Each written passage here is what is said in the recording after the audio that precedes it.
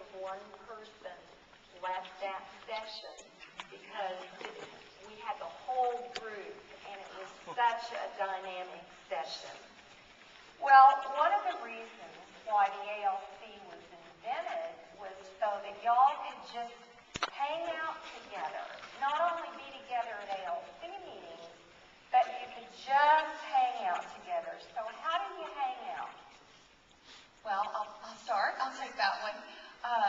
We're fortunate in that truly Kim's efforts, or our leadership team's efforts to bond with agents, truly starts the second they walk in the door. So as you're an agent, our market center just tends to grow. As a second year returning to ALC, my favorite, or the one thing I was really excited about, was hanging out with my team leader at our ALC retreat. We take that very seriously. We work very hard. And one thing we do that I think is very helpful is we make that an overnight. Even with budget constraints this year, we were able to find an agent that had a relative that allowed us to stay in her mountain home for free. And we cooked in, actually Kim and Nancy cooked for us, dinner and breakfast. You know, we worked our tails off. But at the end of the day, we could relax with each other and truly find out that there was probably more that I didn't know that was interesting about my ALC team leaders, or my ALC team. And that was very interesting. It helped us to bond and form a camaraderie at that time. Anybody else?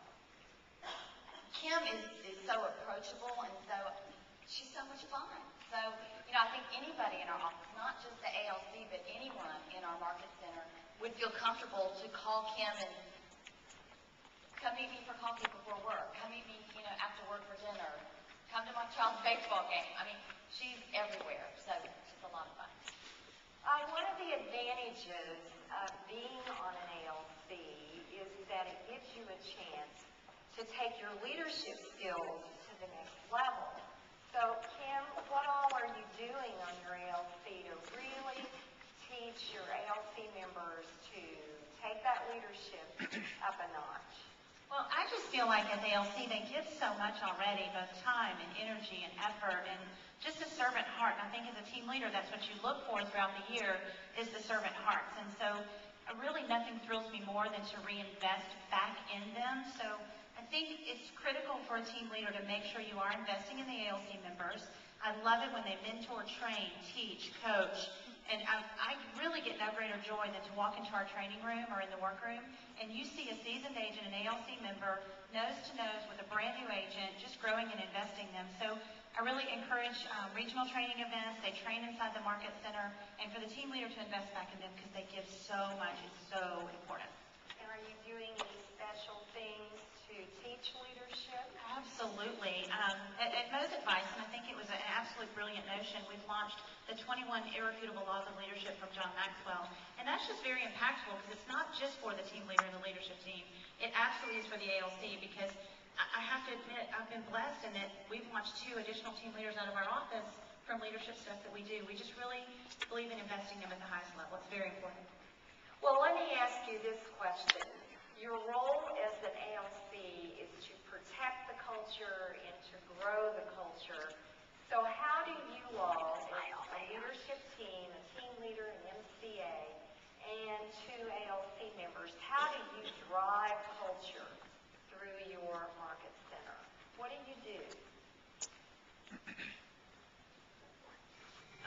I am not a typical MCA. I think I'm actually a frustrated elementary school teacher because we do very cheesy things in our market center. We start with very tiny things. As the person who was up here speaking earlier, I'm good at tiny things. Like my door to my office always has pictures either of the kids that we're praying for or right now I'm featuring 5 kids a week, and each agent has to send me their kids and then write a little blurb about them, and they stay up on the door for a week. We send them a picture of the door so they can show it to their kids that they were famous.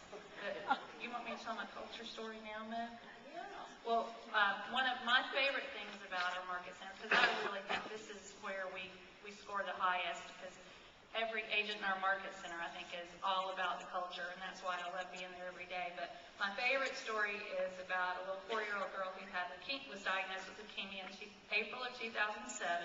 Her mom and her grandfather were agents in our office. So we started that journey with her, and she got through the first round of chemo.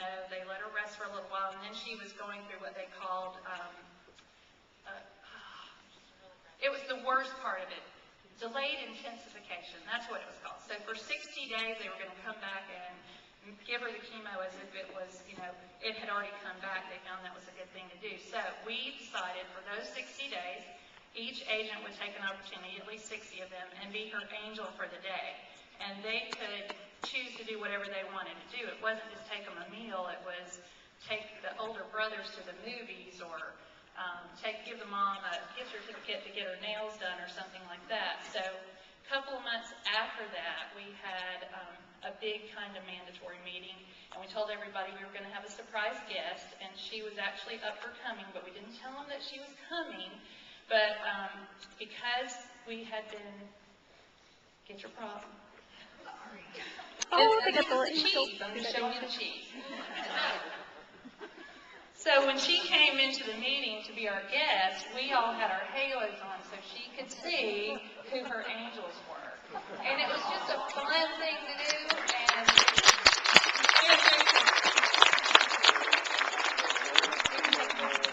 I just want to add, to look out in that room as a team leader and a part of the leadership team and see 200 people standing there with halos, men, women, it didn't matter. It was just breathtaking. And she did. Kay Evans was with us. She had her angel. So.